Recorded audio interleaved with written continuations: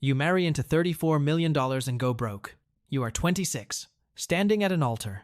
One version of you slides a $6,200 ring onto the hand of a woman named Maria, who made you pull over on the highway once because you were laughing too hard to see the road. The other slides a $34,000 ring onto the hand of a woman named Claria, whose mother already picked the caterer, the florist, and the zip code you will live in. Path A. You and her earn $83,000 combined. No trust fund. No one's parents write checks. Path B. Your salary plus her family's trust, $310,000 in household resources. Same man, same city, same year. Two different rings. In 14 years, one of you will still be wearing yours. Both of you said yes at the altar. Only one of you built a system the week after. Path A. The love marriage, age 26. Your first apartment together costs $11.40 a month. One bedroom. The bathroom vent rattles when the heat kicks on. You buy a $3 rubber wedge at the hardware store and jam it under the cover. It works. That is the first financial decision of your marriage. $3. Problem solved. You do not know it yet, but this is the whole philosophy. Maria makes $39,000 teaching third grade at a public school 9 minutes from the apartment. You make $44,000 entry-level operations at a distribution company. Your manager is a quiet woman named Dina, who explains things once and never raises her voice. She terrifies you. You take notes. Combined take-home after taxes, $51.80 a month. You sit on the living room floor the first Sunday after the honeymoon. You do not own a table yet and write a budget on the back of a pizza box, not a napkin. A pizza box. 3 columns. Income, fixed costs, everything else. Rent, $11.40. Car insurance, $2.20. Groceries, $3.80. Phones, $110. You stare at what remains. Maria opens a Roth IRA on her phone while you are brushing your teeth. You hear her say, "Done," from the bedroom. You do not know what a Roth IRA is. She explains it in 2 sentences. You open one on your phone before you fall asleep. You each put in $150 a month. Hers is automated the day after payday. Yours is manual, you transfer it on the second Friday. You forget once, in March. She does not mention it. You do not forget again. Date night is Wednesday. Not Saturday. You both work Saturdays for overtime. A bowl of pho at a place called Lynn's, 14 minutes from the apartment. $22 with tip. You talk about the budget, the vent, whether to cancel the gym at $30 a month. You keep it. She says the gym is the only thing keeping her from crying in the supply closet after parent conferences. You do not argue. You cut the streaming service instead. $16.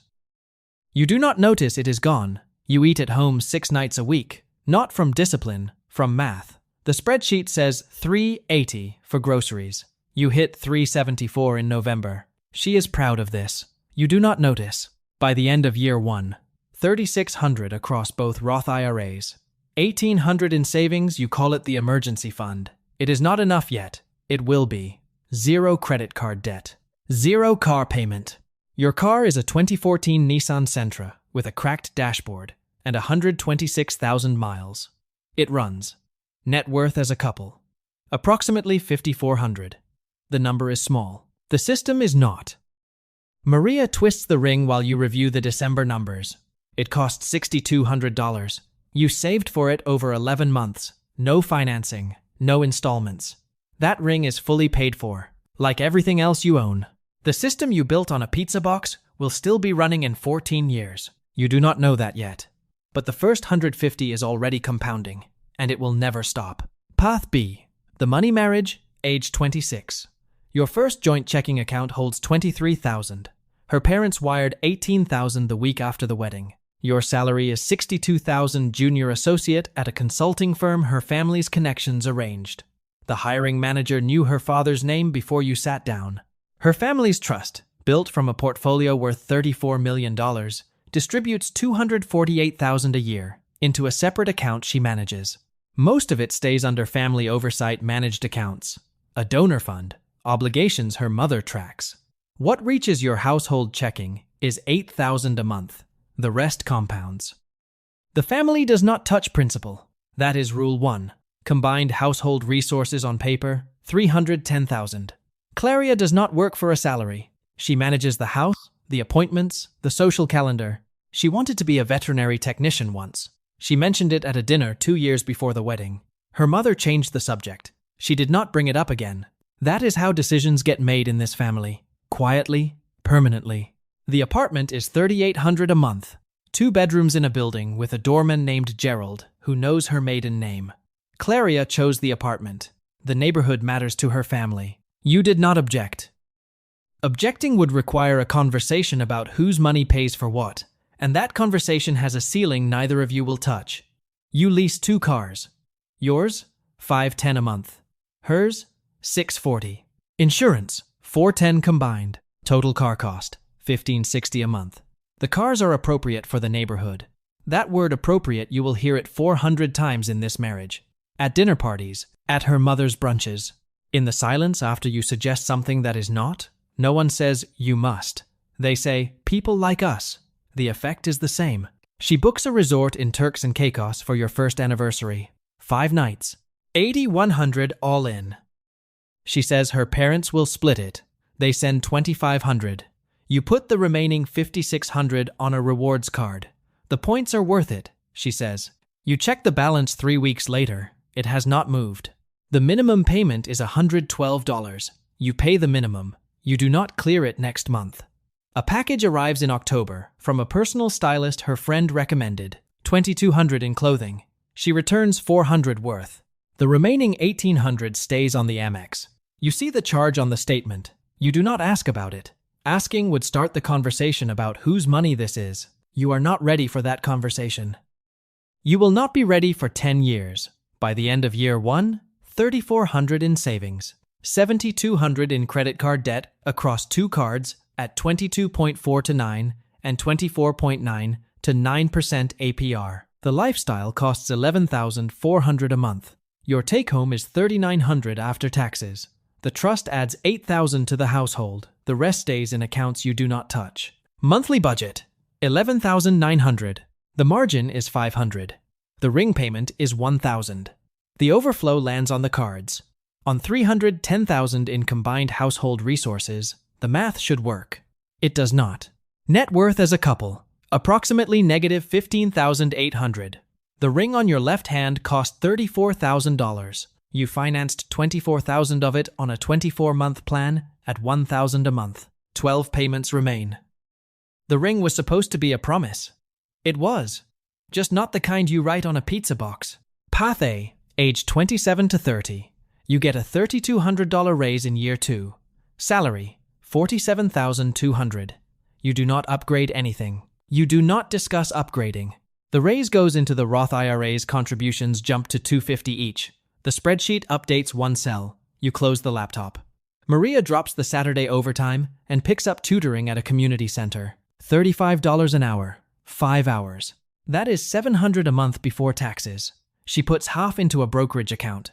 The other half goes to savings until it hits $3,000. Then she redirects it to the brokerage too. Every dollar has an address. No dollar is decorative. At 28, you buy a condo. Purchase price, $162,000 in a suburb 18 minutes from her school. Down payment, $22,800, saved over 24 months. You did not touch the Roth IRAs. You did not touch the brokerage. Mortgage, $790 a month. Rent was $1,140. The mortgage is lower. That was the entire thesis. A woman named Sonia at the closing office tells you that you are her youngest buyers this quarter. You sign anyway. The condo has 880 square feet, 1 bathroom, and a kitchen window that faces a dumpster. You care about the $350 a month you just freed? You enroll in your company's 401k. The match is 4%. You contribute exactly 4%. The employer doubles it. Combined monthly investment, across all accounts, $890. Roth IRAs, 401k. Brokerage, 3 streams, all automated. You treat the $890 as a bill. That is the correct way to see it. A coworker named Darren mentions index funds during lunch. The expense ratio matters, he says. You tell her that night. You both switch the Roth accounts into a total market index fund before bed. Expense ratio, 0.03%. You trust Darren because Darren paid off his mother's house at 38. Over 20 years, the difference between 0.03 and 1.2% on your portfolio will be approximately $91,000. You will never see that number. It will simply be present in your retirement, unmarked, because you listened to Darren on a Tuesday. The market drops 12% over 6 weeks in year 3. Your Roth falls from $12,800 to $11,300. You open the spreadsheet. It has a rule you wrote in year 1. If the market drops more than 10%, increase contributions by $50 for 6 months. You follow the rule. She checks the balance once, closes the app, tutors the next Saturday. The spreadsheet does not have feelings, neither does the market, but the shares you buy at the bottom will be worth 19% more than the ones you bought at the top. You do not notice for 7 months. By year 4, age 30, Roth IRAs $19,600 combined, 401k, $11,400. Brokerage, $8,200. Condo equity, $12,800. Net worth, approximately $52,000. No consumer debt. Mortgage on track. Monthly investment, $890. The life is not glamorous. It is not designed to be. The system you built on a pizza box is 4 years old. It has never missed a month. Path B, age 27 to 30. Your salary jumps to $78,000 in year 2. Title change. Junior associate becomes associate. The raise is 26%. The lifestyle inflates by 33%. Claria wants to talk about children. You say not yet. She hears not ever. This conversation happens 3 times in 11 months. The words change. The distance does not. By the 3rd time, you are no longer arguing about children. You are arguing about who controls the timeline of this life. Neither of you names it. The apartment gets quieter after each conversation. Not from peace, from something heavier. Her family invites you to a villa in Sardinia for 2 weeks in August. Flights, dinners, gifts, incidentals, $11,200. Her family covers the villa. You cover everything else. You do not negotiate this. The expectation is structural. At dinner on the 4th night, her father asks about your 5-year plan. You give an answer. He nods once. The nod does not mean approval. It means you are now being evaluated. You return home with $16,800 across 3 credit cards. The minimum payments total $440. You pay the minimums. You do not pay more next month. Her father recommends a financial advisor, a man named Whitfield, who manages several family accounts. Whitfield puts you into 2 managed funds with a 1.2% annual expense ratio. You do not know what an expense ratio is. You do not ask. Over 20 years, that 1.2% will silently remove approximately $152,000 from your retirement, compared to the 0.03% index fund. The other version of you chose after lunch with Darren. You will never see that number on a statement. It will simply be absent from your future. At 29, you buy a house, $540,000. Her parents gift $85,000 for the down payment. Mortgage, $2740 a month. Property taxes, $620. Maintenance in year 1, $9,100. The house is in the right neighborhood. Right means her mother approves. Right means the neighbors drive the same cars. You stand in the driveway on closing day and feel something you cannot name. It is not pride. It is not dread. It is the recognition that this house was chosen for you by forces in motion before the first date. By year 4, age 30. Managed accounts $28,000, dragging at 1.2% annually. 401k, $16,800. You contribute 3%. The employer matches up to 5%. You leave 2% on the table every paycheck. Over 10 years, that 2% gap costs $44,000 in missed employer contributions and compound growth. Credit card debt, $16,800. Home equity, $85,000, almost entirely her parents' gift. Car obligations, $1150 a month. Car lease balance, $41,400. Net worth, approximately $72,000. Path A earns $83,000 a year. You have access to $310,000. Path A's net worth, $52,000. Yours, $72,000. You are $20,000 ahead. But Path A carries 0 consumer debt, owns a condo on a fixed mortgage with no family strings, invests $8.90 a month on autopilot, and owes no one a 5-year plan over dinner. Your $85,000 in home equity is a gift. Remove the gift, and your net worth is negative $13,000. The income gap is $227,000 a year. The real gap is already closing. And it is closing from the wrong direction. Path A, age 31 to 35. At 31, Maria gets a raise to $45,000. You move to a new company. Salary, $56,000. Combined, $101,000. Still less than a third of what the other version of you has access to. The condo has appreciated 9% in 3 years. You do not sell. You refinance to a lower rate, mortgage drops to $720. The freed $70 goes to the brokerage. Every dollar has an address. That has not changed since the pizza box. Your first child is born at 32. A girl. 6 pounds, 11 ounces. The hospital bill after insurance, $2,400. You pay it from the emergency fund. You replenish it over 4 months. You do not discuss whether to replenish it. The spreadsheet says rebuild the emergency fund first.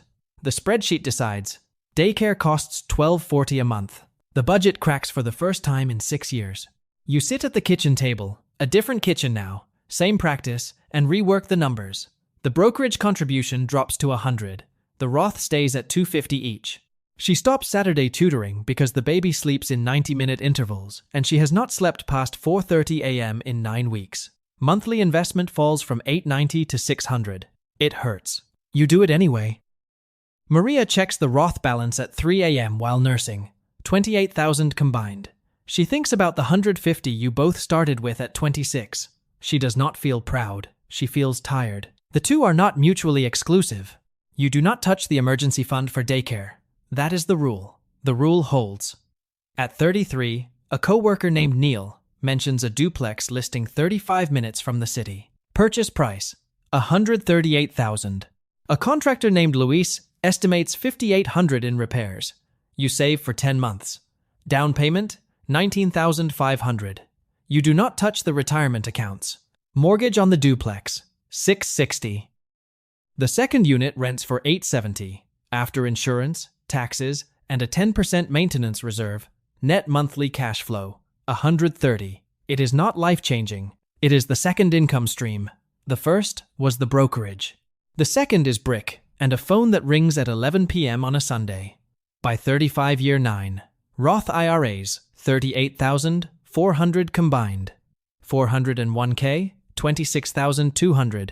Brokerage, $17,600. Condo equity, $34,000. Duplex equity, $14,800. Net worth, approximately $131,000. She says the number out loud on a Wednesday night after the dishes. Neither of you expected it to be that high. You are still driving the Sentra, 142,000 miles. The dashboard crack is longer now. It runs. The compounding has started to show. The number grows faster each year, not from raises, not from side income, but from returns. Earning returns on returns. The $150 a month you started with at 26 has become self-reinforcing. You do not need to understand the math. You just do not stop. In 5 more years, stopping will be optional. You do not know that yet. Path B, age 31 to 35. At 31, the arguments start. Not about money directly, about what the money means. Claria wants to renovate the kitchen.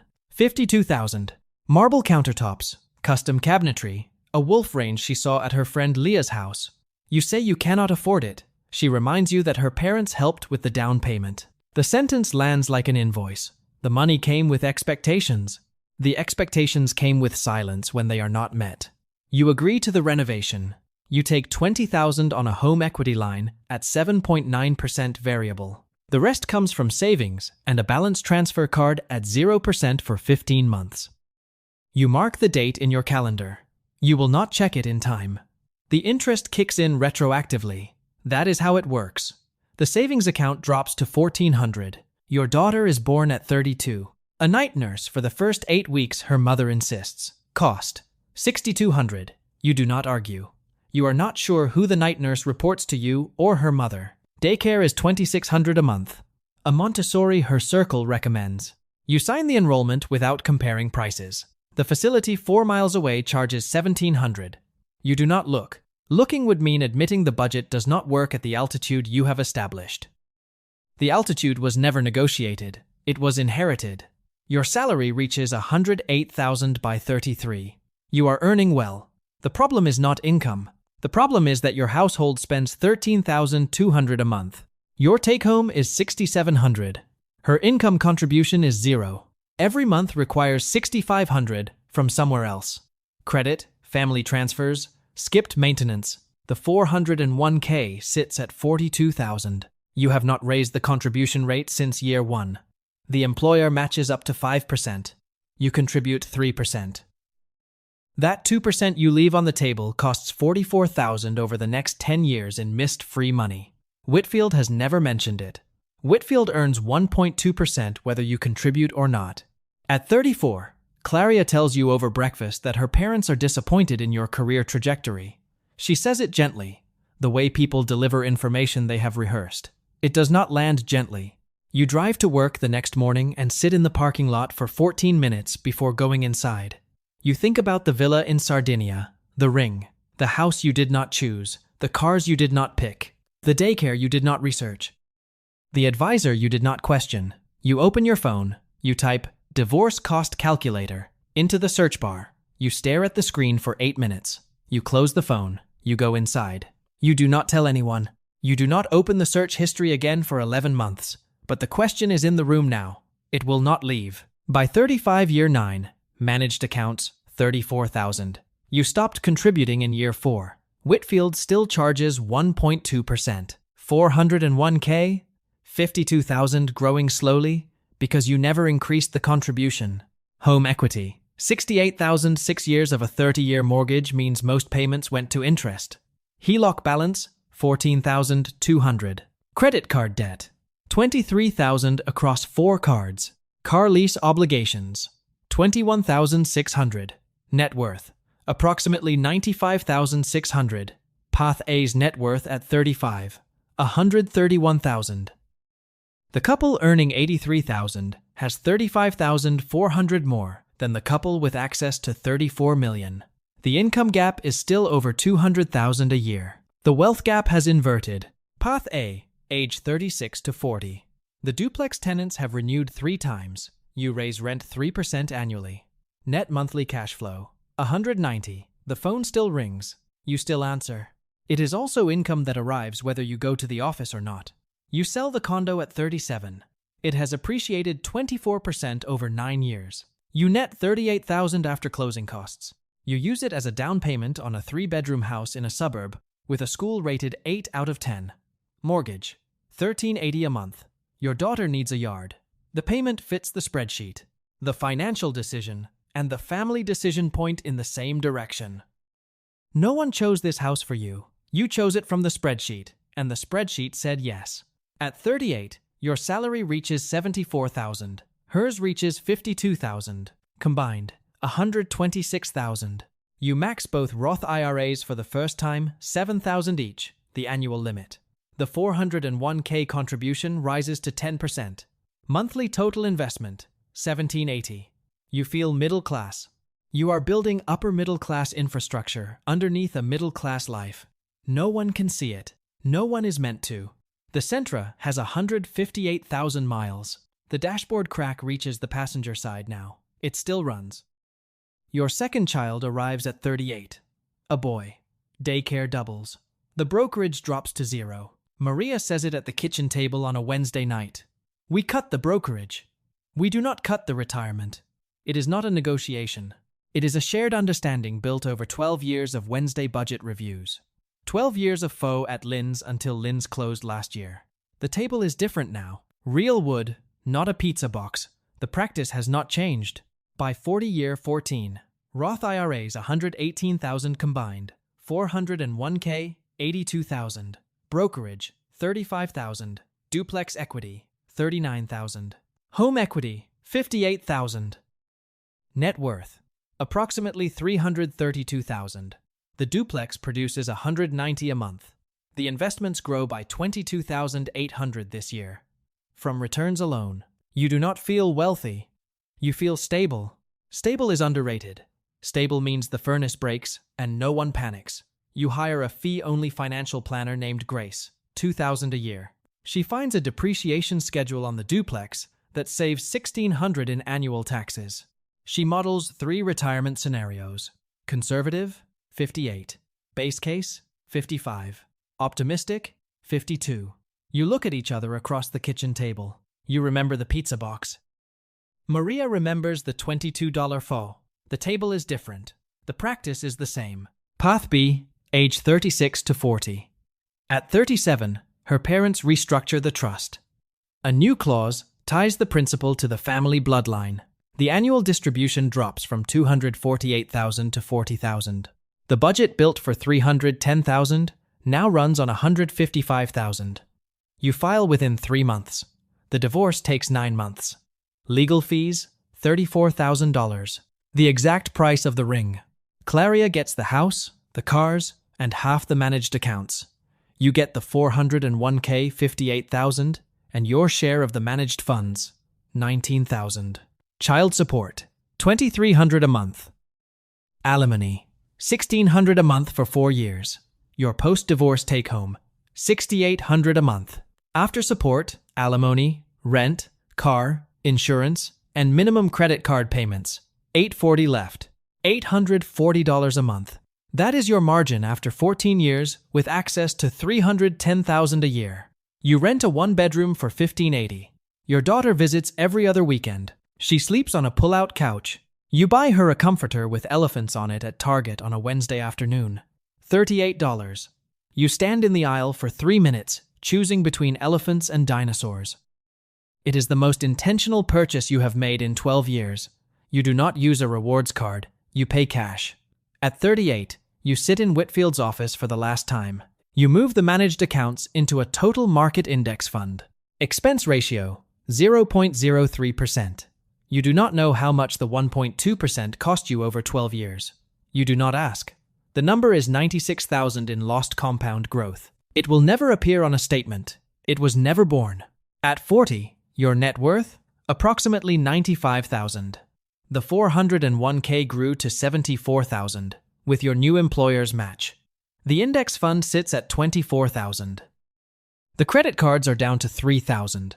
The other version of you, the one who married for love on 83,000 a year, had 131,000 at 35. 5 years before you hit this parking lot.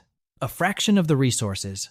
You had 310,000 a year for 14 years. The gap is not about earning. It was never about earning. You sit in your car in the parking lot of your daughter's school after drop-off on a Sunday evening. The engine is off. The radio is off. The lot is empty, except for a teacher's Subaru near the entrance. You look at your left hand. The ring is gone. You took it off 9 months ago. The tan line is still there. Path A at 40. Net worth, $332,000. Monthly passive income, $190. 2 kids, 1 marriage, 1 kitchen table, 1 practice that never stopped.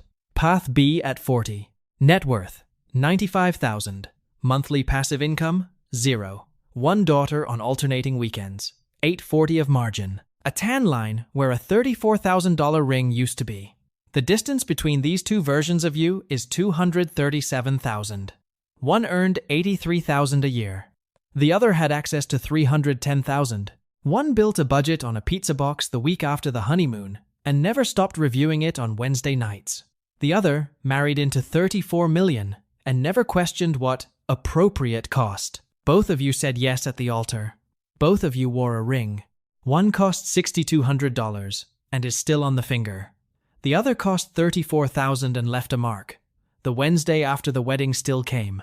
It always does. For both of you. If this stayed with you, give a like and drop where you are watching from. And subscribe if you want more like this.